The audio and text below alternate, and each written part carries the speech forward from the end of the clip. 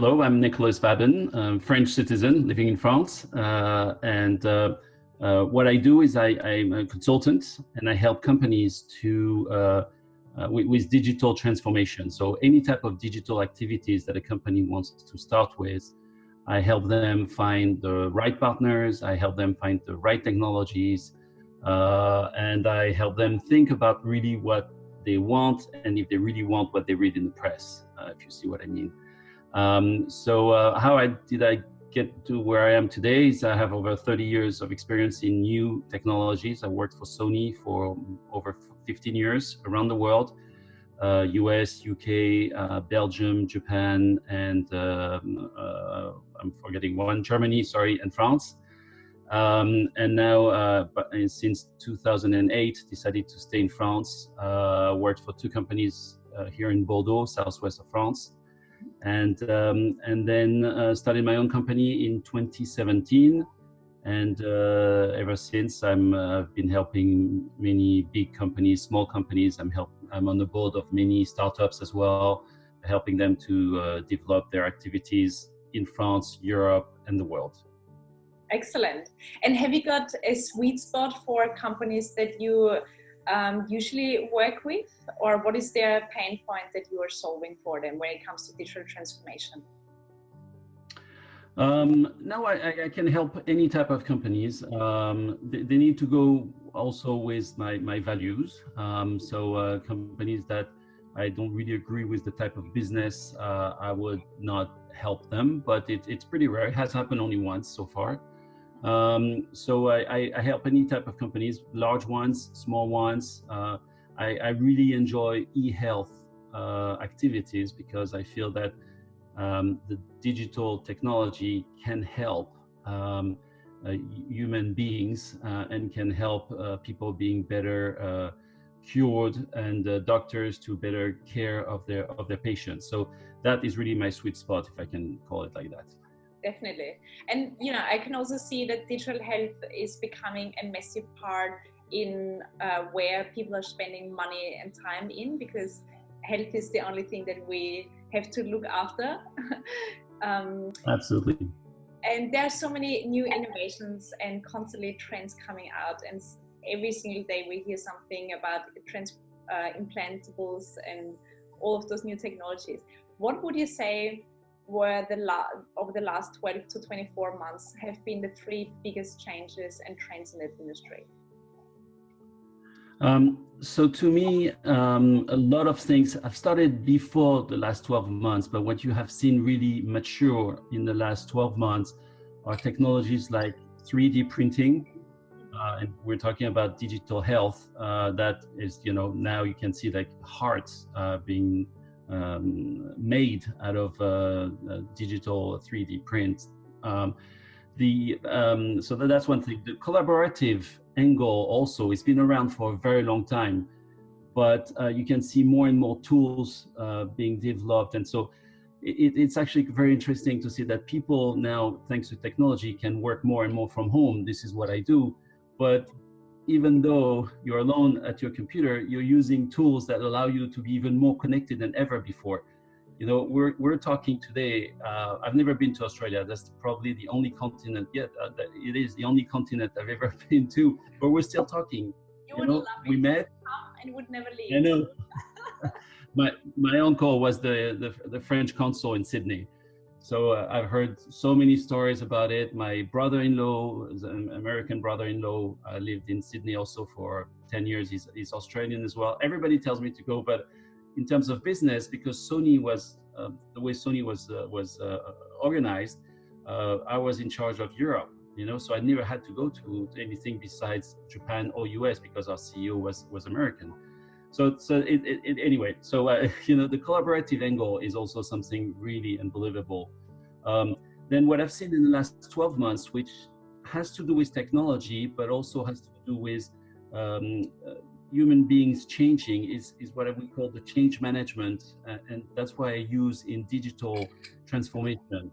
Digital transformation is not only about technology. Of course, technology is a big part of digital transformation, but it's also a part of how am I going to work differently? How can I use tools that will make my job less mundane, that will make my job more interesting, that will make my job more precise. If we're talking about doctors, how could they use robots to make sure that at least robots will help them being more precise in their gesture? For example, when you do brain surgery, you need something like millimeter or even below millimeter to make sure that at least you're very precise in your gesture.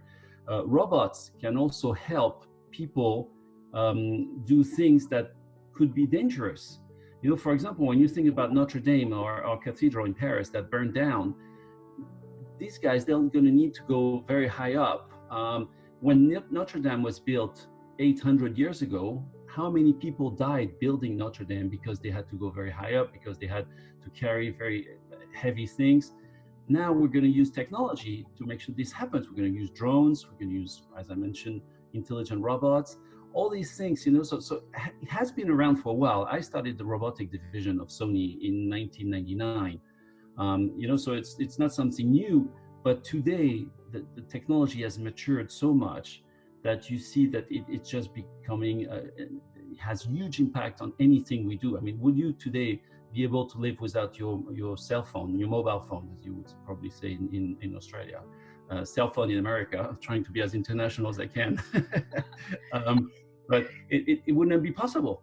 You know, you have your life on this cell phone. I've seen friends going nuts because they've lost their cell phone. It's just, so it's, you know, technology is great. You need to be very careful about how you use it. You need to be very careful about your mentality and what you want to do with it. But to me, all this has huge impacts. And in the last 12 months, you've seen it more matured. And in the next 12 months, I think you're going to see it with even, you know, before, when you were thinking about the next 5 years, 3 to 5 years, you say, yeah, I think this will happen. Today, you're thinking about the next 6 to 12 months. It's just unbelievable. It's going so fast. And that's why it's so fascinating. I love my job. Yeah, for sure. I mean, we can literally run a business from a mobile phone. Yes, absolutely. That's what I do. Exactly. Same here. And there is such a good saying that goes, the world has never changed faster and will never change slower. And this is exactly what you just mentioned. We're not looking for the next 3 years. It's literally what happens in the next 2-3 months and how we then think what we're doing. And then yes, absolutely. You know, into the next question. Where and how do you see those changes that technology brings changing the way how we work and the skill sets that we need in order to keep up with the disruption that happens? So I started to mention it before when I said, you know, that jobs are going to be less mundane. And I think this is where it's going to be very interesting. When you see artificial intelligence coming in everyday's life. So many people, and I've had that since 1999. As soon as I got this eyeball robot, the little dog, coming, when I took it out of my bag, people would say, "Oh, robot, you will steal my job." Yeah, of course, you can see it like that, and I don't disagree. And I always said, yes, absolutely. But let's think about another way. When you have a robot full of artificial intelligence doing mundane things that people really, you have to get up in the morning. You know that feeling, oh, today's going to be another day where I have to do always the same thing. Well, what if, you know, you had a robot doing these things and you were either in charge of the robot, so already you do something different, or you have your company invest in you, so you have better skills or different type of skills that will allow you to do something different. I'm talking about cash register, for example. At the cash register, you know, people who are behind the cash register, it's a mundane job. They have to scan the article and then they put it in the bag. Well, obviously, this could be done differently.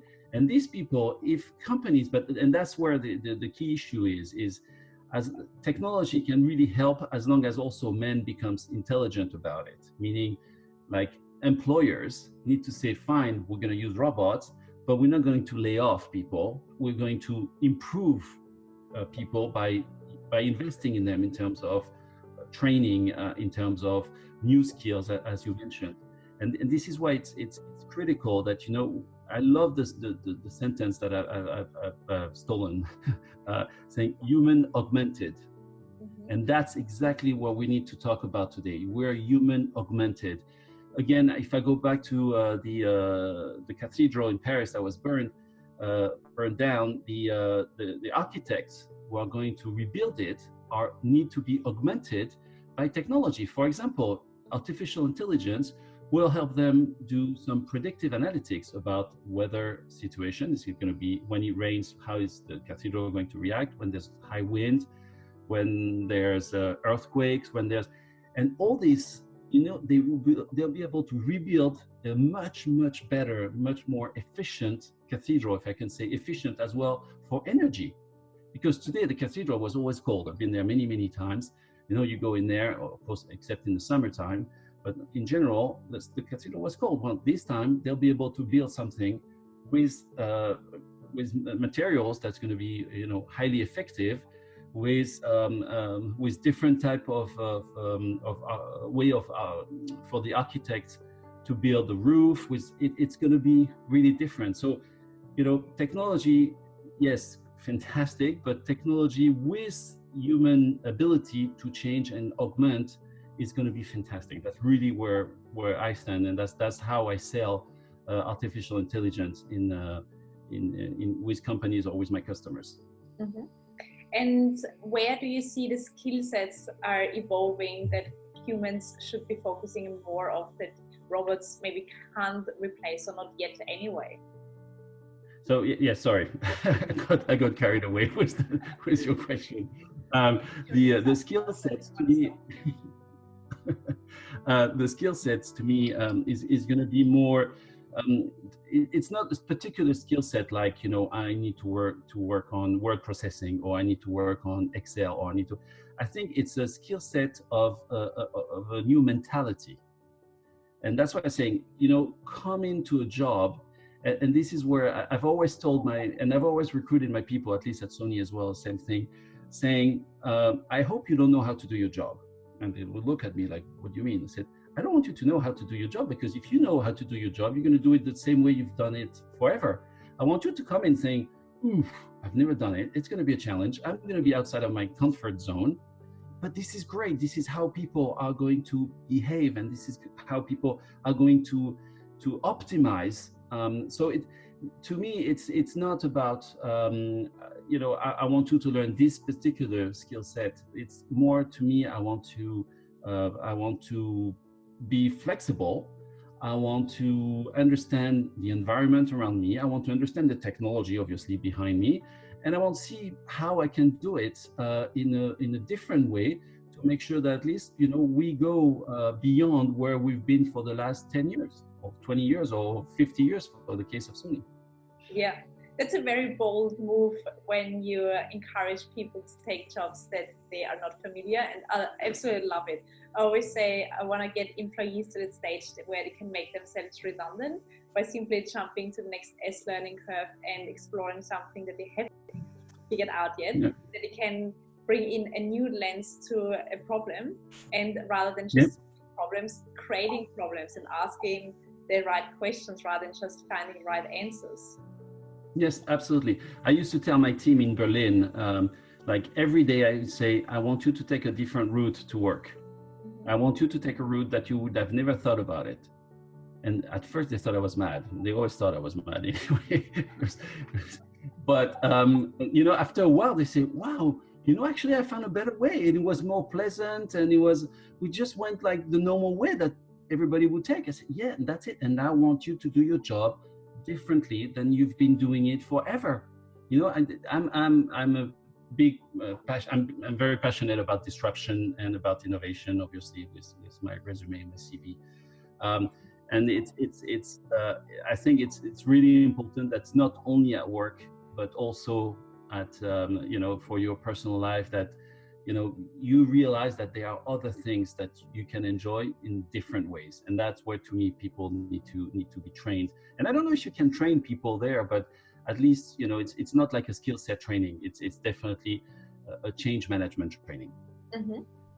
And where do you see future roles getting into? What kind of roles will be relevant to manage technology or to embrace technology for the better? This was the most difficult question that you asked me, that I read in the Yeah, no, because exactly. I mean, it's and this is where it's exciting. It's because it's different than we've seen it before, in the sense that you don't anymore have a box that will, one size fits all. Doesn't exist anymore. You really need to get outside of that box, and you really need to start thinking about, what role can I invent in order to make my company more successful? And this is where what's great about the digital and new technology is the fact that you can try. You don't like it, you pivot. So you that's what I've been doing with my company. I've started to work with very large companies, and some of them I liked it, some of them I didn't like it. Well, you know what? Then I changed and I went for small companies. Then I realized that I was more inclined to work with smaller companies than with larger ones. Then I realized that I could help with associations, and so I decided to get myself involved in a group of people who believe in environment, for example. Actually, it's a real example because that's really what I've been doing in the last 2 weeks. But you see, it's all these things that you realize you like it, you don't like it. It's the agile way of doing business today, and this is where it's critical. I couldn't be able to tell you, oh yeah, the best job today will be to be CEO, because as CEO you're going to promote. I see a CEO as a door opener. To me, the CEO of a company needs to open the door, make sure that all the things in front of the door are clear, and you let people in before you. And this is how I've been as in all my jobs as directors of big companies, small companies, as managing directors, as all these. I really wanted to make sure that my people would grow, and that I'll be there just to support them. That was my role as a CEO. And so today, if you ask me what the best job would be, if it was me, I would be that person, because I've been that person and I really enjoyed. But I think it takes. It's not everybody who can do that. You have generations of people who have been doing the job the same way. In France, I fight a lot with people who've been to very prestigious schools, and they've learned one way of doing business, and it's very, very hard. And I feel sorry for them, because it's very hard to do it differently. But we can see even with the French government, Macron is trying to do something differently. He's not very successful at it, but he was elected because people thought, oh, maybe there's another way. And of course, there was no other way, because the French mentality went back on him, saying, this is the way you need to do it. And basically, he's pretty much stuck. So to me, this is really how I see the evolution of work, is making sure that at least you have the collaborative angle, making sure that you're not stuck in any framework that will prevent you from being smart and work smart. Yeah, I totally agree. And I loved your approach on pivoting, because this is exactly what I think also is one of the key skills of tomorrow, that you constantly chop and change and pivot into the direction where the future is heading to, not where it's now, but where it's heading to. Mm-hmm. And what can you do in order to stay relevant, to make what you've got and make it even bigger to what you can be doing. Absolutely. No, that's absolutely true. Okay, to the last question, which is the most exciting question for me. What are you personally most excited about technology and innovation and change for your personal and or your professional life?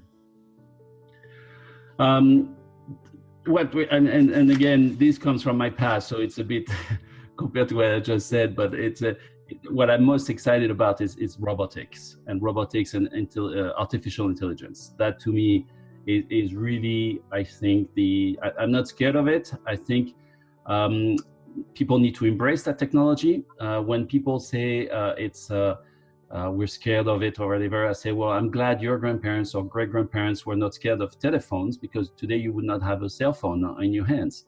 And you have to remember, at that time when they used to receive letters, that was really their way of communicating. Then the phone came in, and a lot of people were against it. Seriously, it was like, wow, no, we're scared of it.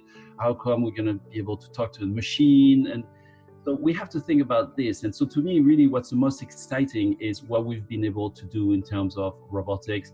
When I see, again, I mentioned it before, but surgeons being able to operate in areas where before, it was very difficult for them to do, or said, you need to be too precise because you have a tumor in brain, and you really need to go into that little area. And then when I mean little, it's like microscopic area. This is where it excites me. This is where I think the future is.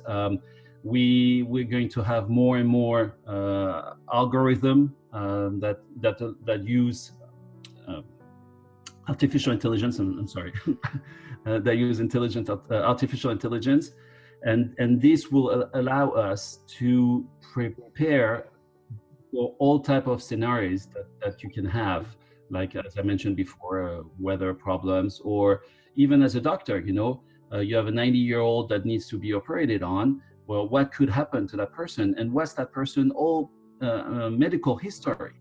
Today, they operate with what the patient has been able to tell them, but we are going to be able to, and in France, we're just starting with this DMP, the medical file, that everybody will be able to pass on. So from the day you're born to the day you die, everything is going to be recorded. It's going to be very safe, because of course, medical data needs to be safe.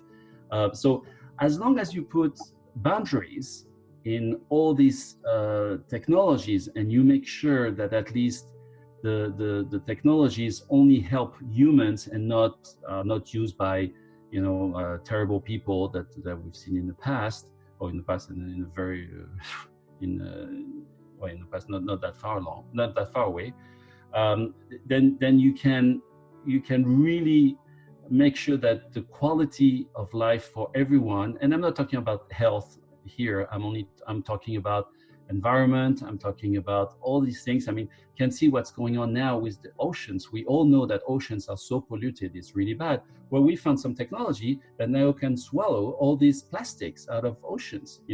I'm very involved in ocean, one of the ocean association, however you call it, I can't remember the name anyway. And it's very critical that we continue with that technology, and robots here being able to float on the top of the ocean, and being able to detect when they see something that doesn't belong there. So it's exciting. We cannot stop it. Well, in any case, I don't think it's possible to stop it, but we cannot be scared of it, because if we do the right things, and we put the right policies around these technologies, then I think the world is going to be a much better place. Absolutely. Oh my God, I loved all your insights. Thank you so much for sharing that.